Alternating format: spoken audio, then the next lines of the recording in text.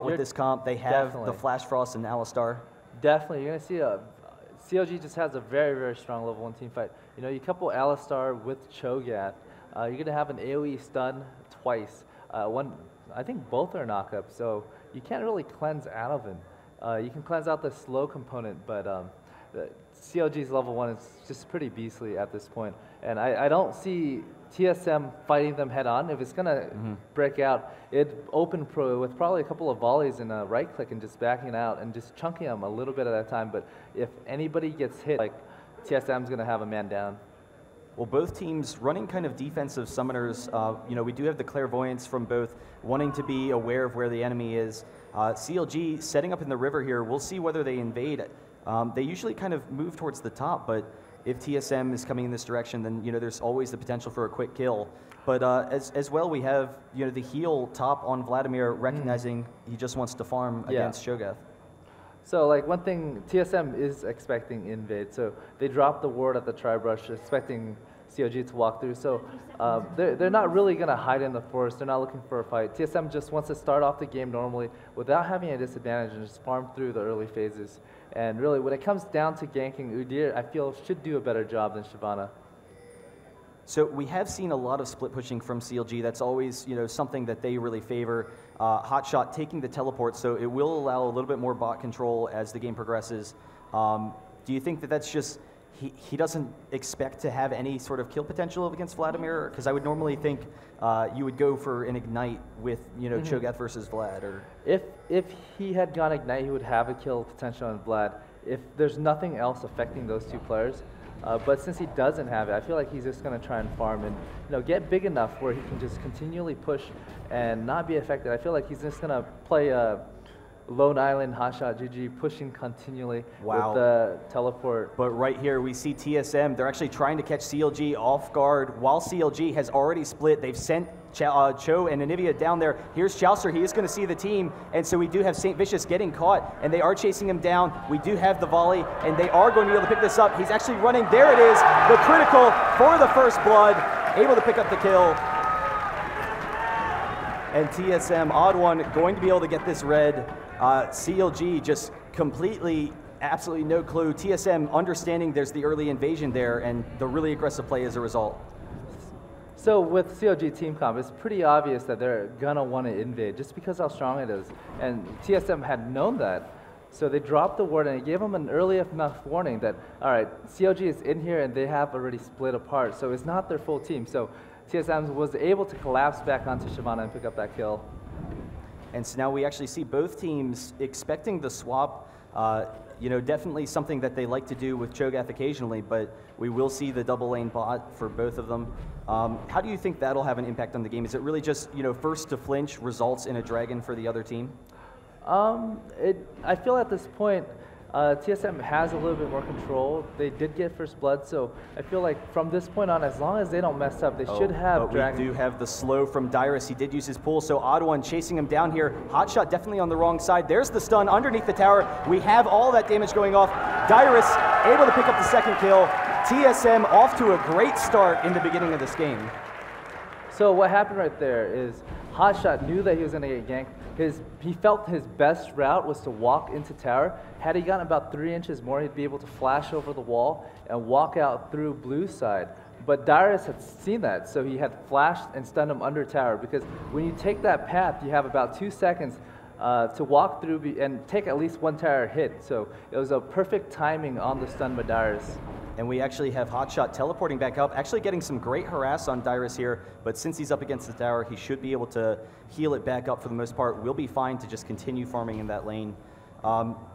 Teleport, because Cho's bot, it really doesn't have the kind of same significance that you usually see, but we actually see Odd One coming in here mid. We will have the snare from Reggie, could set up this gank extremely well, and then obviously with the Phoenix stance, with the red buff, that would definitely be a dead big fat LP there. So we'll see. He's kind of playing defensively, shying away from the top jungle because he recognizes Udyr's going to be coming from red.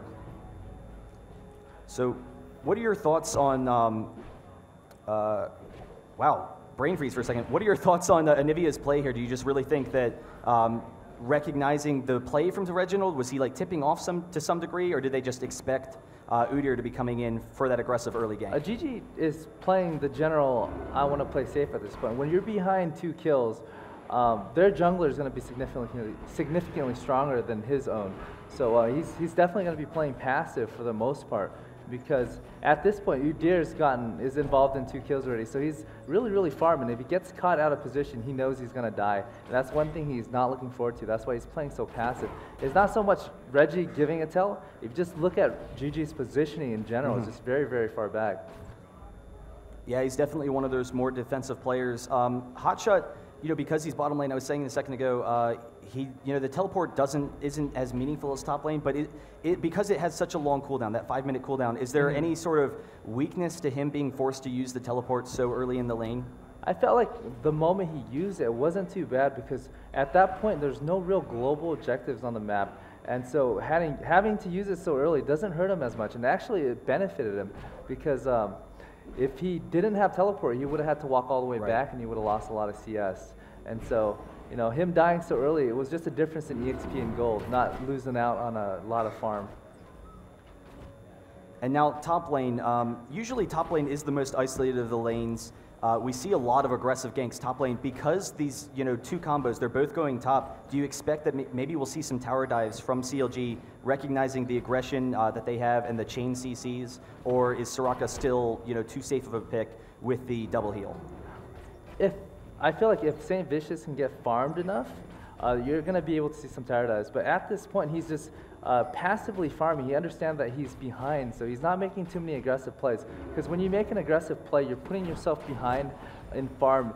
And he knows that his team is also behind, because TSM's up to kill, so his diving potential is lessened by that too. So I can foreseeably, I feel like Saint's going to farm until at least level 6 before he makes any real move. And right now we're actually seeing that double lift, and Chaucer here, they're pushing extremely aggressively, trying to deny Ashe that farm. How do you think that's going to affect her viability as the game progresses? Because Ashe definitely doesn't have the highest base stats of any of the AD carries. I think it's more of Ashe is playing very defensive. He doesn't want to get too far out, because in general, Ali Vayne is a very high threat, high pressure lane combo. So if he gets too far out, if there is a gank from jungle, it's going to be very dangerous. Right now, he is pushing lane. We actually have a nice little dodge by Dyrus for a second there. The gank coming in, avoiding that rupture, just really effective play. And what you were saying? Back to top, you see Vayne and Ali just very high pressure champions, and that's one thing Chowik's got to watch out for, because if he gets a little too far, if junglers go and gank, he's going to be putting himself in a lot of danger. So he is pushing lanes right now, because I think he's expecting to go back very soon. How effective, will Cho be as this game progresses against Vladimir? Because he does have that high sustain, but once Vladimir starts getting some levels, once he starts getting that revolver, will he be able to shut down a little bit of Hotshot's farm, or is it just too strong?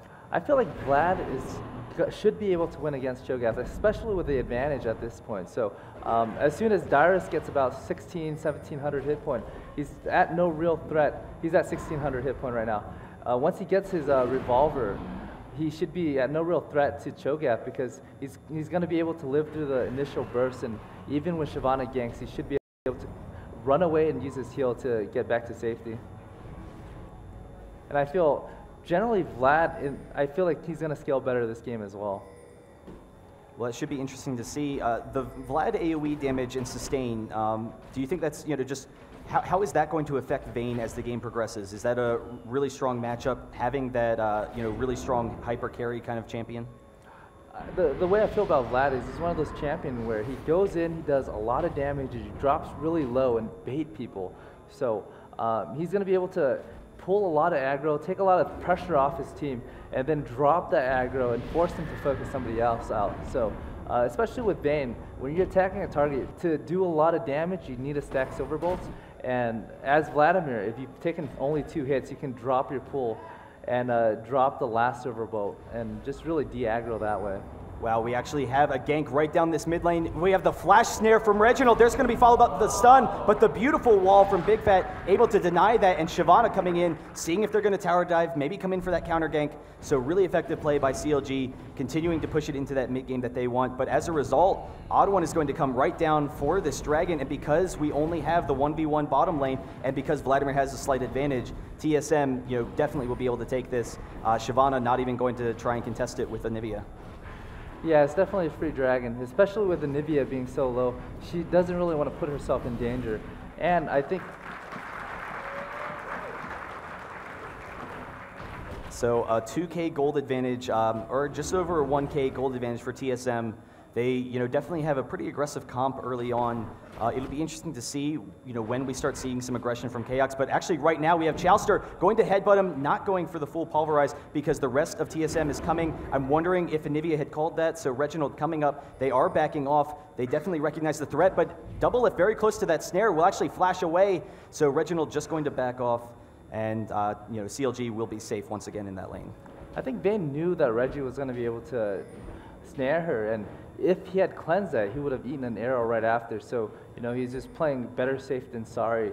That way, I felt like if he didn't flash that and he got snared by Reggie, he was very likely going to die, actually. And so once again, we see Reginald trying to gank his own lane, just going to come back, farm. At this point, what can you do to kind of stop Anivia from controlling this mid lane? Does she just have too much range and wave clearing capabilities, or maybe gank the blue a little bit? The way I feel about Anivia is to control Anivia, you need to control her blue buff.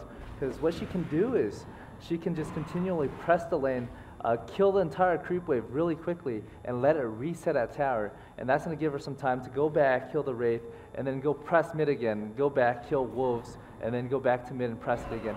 She can clear it really, really quickly from afar, so it doesn't really put her in a lot of danger.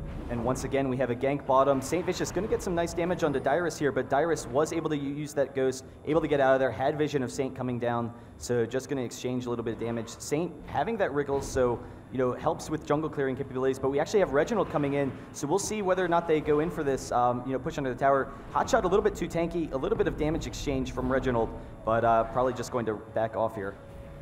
So Reginald, he's been extremely aggressive so far in the game, looking for ganks all over the map, trying to get his team an early advantage. Not really putting himself that far behind, but at the same time, there's always that threat.